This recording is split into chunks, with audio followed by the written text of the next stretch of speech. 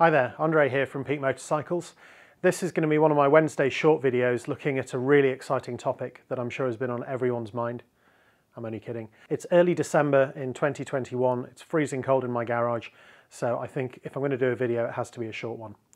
Now this video is looking at the exciting topic of the frame of the Honda CRF300L and the Honda CRF300 Rally.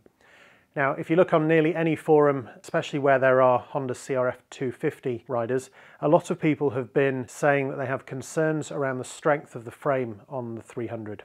Now, on the 250, the subframe was a bolt-on, so if you did have a big accident and something happened that bent the subframe, you could unbolt it and you could put a new one on. On the 300s, they've redesigned the frame and it's now welded on. Now, some people have said that it was a weak point on the 250, so therefore the fact that it's welded on now means that you don't have the option to replace it like you did on the 250. So in this video, what I'm going to do is show you what's underneath here.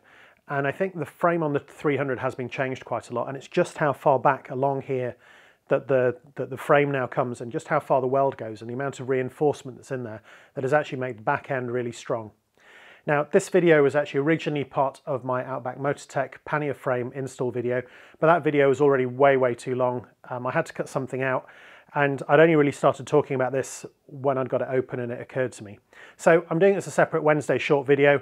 I hope this makes sense. I'm now going to cut to a week and a half ago when I actually looked at this, but hopefully it will make sense when it's all cut together.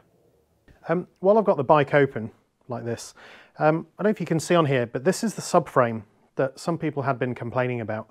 So on the CRF250, this was definitely a weak point, but it was a bolt-on subframe. If you did have a problem and it did get bent or broken, then you could just replace the subframe without having to write the bike off. The fact that the CRF300 has a welded subframe, as you can see these plates on here, several people had said they thought that potentially this was a problem with the bike and that it wouldn't have the same resilience that the 250 would have. If you have a 250 and you want to compare it, if you look on here, actually these tubes, they extend all the way up to the back, and actually the lower tube comes up through here as well and is welded in behind the seat bolt. So this is the rear seat bolt. In addition to that, there is this metal plate that's been welded on between the two tubes, and also to have the steel from here going all the way up. You know, the steel extends all the way up. I'll go all the way around. There we go, all the way to here. So these are the 2 points that a rack would attach to where I'm going to put the pannier frames. But I think that there is the extra strength because the weld actually comes all the way up and actually finishes here. So I don't know if you can see that on the video well enough, but there's this weld all the way here.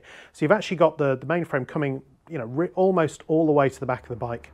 And I think that is different to the 250. So if someone's got a 250 who might want to look that up, can tell me if this is right, wrong, if I'm making any sense or if I'm talking rubbish. But I understand from people who have had both the 250 and the 300, they were initially concerned because they thought, you know, what am I missing by not having the removable subframe? But actually when they see just how strong this has been built, I mean, I'm sure that it would still bend given a strong enough whack, but at the same time, I don't think the concerns that have been raised about the bike and its weakness because of this are particularly valid. So that's it. That's my very short video about the subframe on the Honda CRF300L and 300 Rally, just to give you a quick look at how it's strengthened all the way back.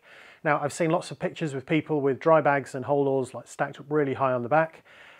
If you know of anyone that's had a problem with their subframe on their 300, please let me know. Happy to report back facts to people if this really is still a problem.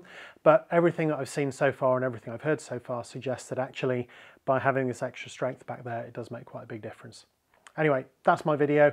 Hope it's been interesting and useful. If it has, please like and subscribe if that's your thing, or don't, and I'll see you next time. Thanks for watching.